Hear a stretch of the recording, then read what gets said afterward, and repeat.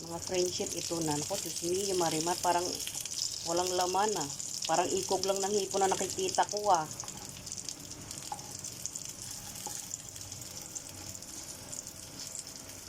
Ayan ang mga friendship. Parang ikog lang ng hipon. Maglagyan natin ng mantika.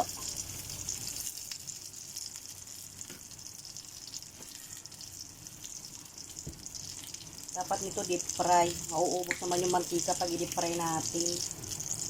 Pagdagan na lang natin.